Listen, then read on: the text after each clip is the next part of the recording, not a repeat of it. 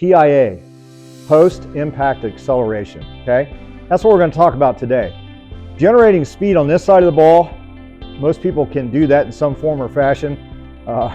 Maybe it's correct, maybe it's not, but you can generally make some pretty good speed moves going at the golf ball. What we're talking about is through the golf ball. Can you accelerate through the ball and keep that acceleration up post-impact? Because that, my friends, is where distance lives. Hey golfers, Tony McMullen, the founder of SmartGolf Academy here.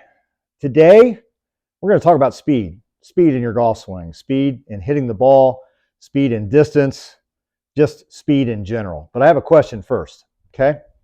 At what point during your golf swing, when you swing your club, do you start losing speed? At what point do you go from acceleration to deceleration, okay?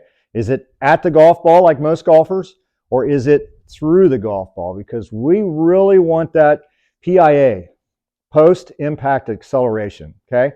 That's what we're going to talk about today. Generating speed on this side of the ball, most people can do that in some form or fashion. Maybe it's correct, maybe it's not, but you can generally make some pretty good speed moves going at the golf ball. What we're talking about is through the golf ball. Can you accelerate through the ball and keep that acceleration up post-impact? Because that, my friends, is where distance lives, okay? We never want to hit at the ball. We want to hit through the ball. Before I go any further, if you're not already a subscriber, we'd love to have you as a subscriber. We've got over 1,000 subscribers, and we've really helped a lot of people to increase their performance and enjoy the game more, and we would love for you to be one of them. We'd also love it if you drop us a comment. Let us know how we're doing. If you watch our videos regularly, let us know how our content is helping you, and let us know if it's helping your game, and give us an idea of some things you'd like to see, and we will get to work on making those videos to help you make your game better and enjoy the game more, okay? So post-impact acceleration. I want to kind of give you a picture of a couple of things. Number one, if you've ever been to a baseball game and you watch the hitter when they hit the ball and they're running towards first, if it's a ground ball, they're trying to beat the throw to first base. What they're not going to do is stop at the base. They're going to run through the base because they want to keep that acceleration going to reach that base faster. What you need to understand is if that runner, if they want to slow down, let's say they're going to second base where they can't overrun the base, they're going to slide, which is going to help them put the brakes on and stop. That's one of the reasons why, okay? They don't want to overrun the base, so they're trying to stop quickly. But going to first base, they're going to run through the bag because they want to have that acceleration. They want to keep it for as long as they can. What does that do for them? It makes them faster, okay? Or a runner in a race running, let's say they're running down the stretch and headed towards the finish line and they got the tape stretched across. They want to run through the tape. They don't want to stop at the tape. They want to run through it because they want to keep that acceleration, especially if there's 2 or 3 or 4 of them all trying to finish first. They're giving it all they've got. They've got all that forward motion, and they're going through the tape. They don't stop at the tape. Same idea for your golf ball. We don't hit at the ball. We want to hit through the ball. That gives us the best opportunity to hit the ball for the distance that we want, and it also gives us the best opportunity to generate the speed that we need, okay? So we're going to talk a little bit about that today. I've got a training aid here. It's basically a fan, okay? These are, you can pick them up at Amazon. I think they're anywhere from 25 to 50 bucks, depending on, what kind of frills you get on it. This is a scaled down version, but when you swing these, you're going to feel some resistance when you swing. So you can hear that whoosh, okay? If you get one of these are a great training aid for what we're talking about here, and I'm going to use another one here in just a second. It'll give you a little better feel for it, and it's something you can make for yourself a lot cheaper. But when you swing, if you get one of these, you want to keep that whoosh up out here. You want to hear that whoosh out here because that's running through the finish line. That's running through first base. That speed that you generate coming through the ball when you start down and that acceleration builds, you don't want to kill it right here. You want that acceleration to build, and keep going. That's where distance is. That's how you generate distance and speed, okay? I should say distance through speed. So this is a great tool for that. Like I said, Amazon, 25 to 50 bucks, just depending on, what kind of version you get. The next thing I'm going to show you is a little simpler, a little cheaper, okay? I made this one myself. So I went to Lowe's and I got a dowel rod, okay? This is, I want to say it's 3/4 of an inch. I can't remember exactly, but it's close to the size of a golf club.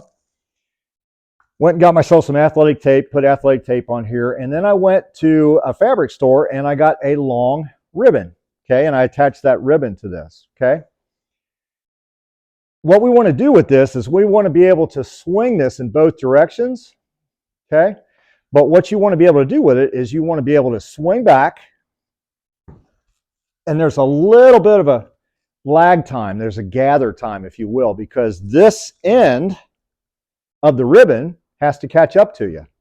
That gives you time to get pressure into that left side. We've talked about how important that is in your ground force reactions, okay? That's going to really help you to drive up, and the more you drive up, the more you can generate speed. But what we don't want is to kill that speed at the golf ball. We want it to go all the way through. That's where this comes in. So when you swing this, you want to get used to swinging it back and through, and you want to keep this end of the ribbon really firing past the golf ball, because that means you're keeping that speed up. You want to feel like that your chest, as it rotates, doesn't stop rotating here. It just keeps right on going as you're pushing up off of that left leg in some of the videos that we've given you, okay? Now you can do the same thing. You can go buy ribbon and just tie it to your golf club if you want to do that. You can work that. I use this for a lot of my clients to teach them how to generate speed and maintain speed. But this is a good tool for that as well, okay? The last thing I'm going to give you is something fun you can do when you go to play golf. I've got a 5-iron here, okay? Get a couple of golf balls. Take a bucket that you'd get your golf balls in, and you want to set it about maybe a foot or so, maybe even 18 inches beyond the golf ball, okay? So once you've done that, then make some practice swings where you can feel yourself really keeping the speed up past the bucket, okay? So remember, the ball is going to be setting about 12 to 18 inches behind the bucket.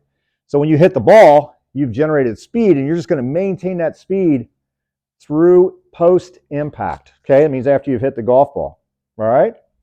Let's take a rip at it and let's see what it looks like. Going to get a good setup, focus on swinging all the way through the ball. Nice and straight. You can feel that speed building through the ball, not at the ball, through the ball and out here, okay? You're going to need to work on that a little bit. Spend some time. Like I said, get a ribbon, tie it around your club if you want, or make one of those training aids like I have. Or as I said, order these on Amazon. Great tool. Speed does not end at the golf ball. You want to make sure that if you're swinging and you're hitting a full shot, that speed goes through the ball. In other words, you keep turning, keep that speed up. PIA, post-impact acceleration. That's what we're looking for. For more tips like these, go to smartgolfacademy.org. The online academy, there's over 80 videos there that's going to help you to play some really good golf. And we're going to make you a better player.